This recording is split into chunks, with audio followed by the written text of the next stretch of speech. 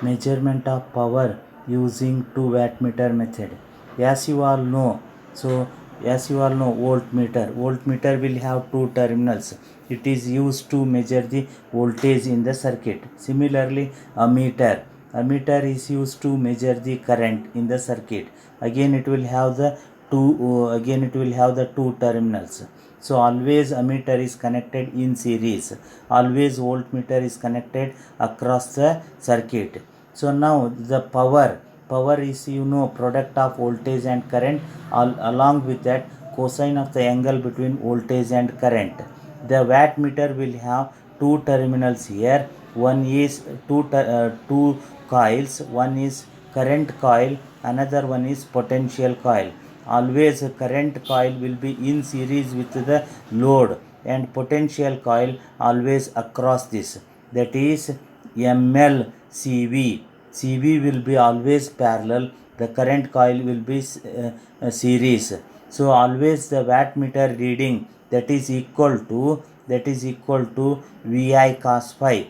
The wattmeter indicates the how much power consuming in the load. Now similarly, now what we will be doing to measure the three phase power using 2 wattmeter method. So take the star connected load, there will be a three lines.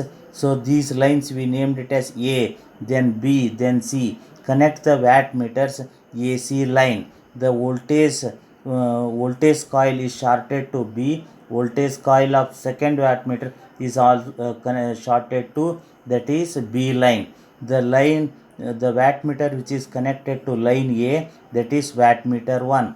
The wattmeter is connected to the line C, that is wattmeter 2. So as you all know, the wattmeter W1 reading will be what? Voltage across this, that is EAB. Then current flowing through, that is IA. Then cosine of the angle between EAB and IA. Then similarly W2 reading, so that is ECB IC into cosine of angle between ECB and IC. So as you all know, EAB is equal to EAN minus EBN. ECB is equal to ECN minus EBN. Then construct the vector diagram. Then we can find EAB and ECB. Now from this we can say W1 is equal to ELIL cos 30 minus phi. W2 is equal to ELIL cos 30 plus phi. Now add sum of these two readings, that is W1 plus W2 is equal to ELIL cos 30 minus phi plus ELIL cos 30 plus phi. Then simplify this. Finally you are getting, so W1 plus W2 is equal to root 3 ELIL cos phi.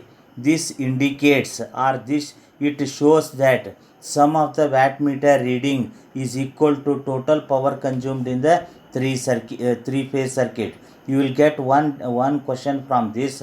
Show that 2 wattmeters are sufficient to measure the three phase power.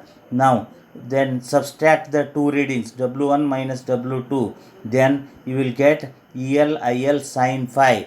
This you can call it as equation 6.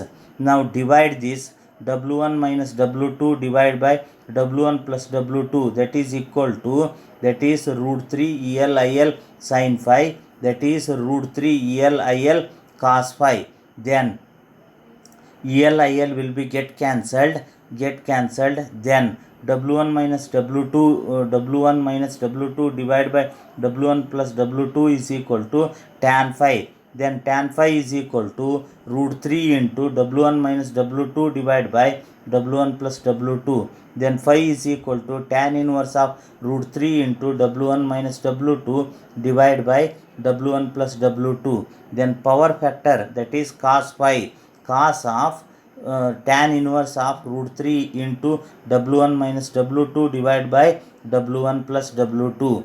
Then you will get question in the examination. Derive an expression for power factor in terms of wattmeter readings. This is very important derivation which will be asked in the examination, oftenly asked in the examination. Next it is effect of, this is the one theory question you will get for the 5 marks, effect of power factor on wattmeter readings.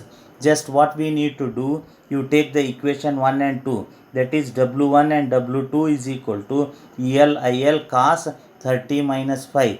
W2 is equal to ELIL cos 30 plus 5. Now you take the case 1.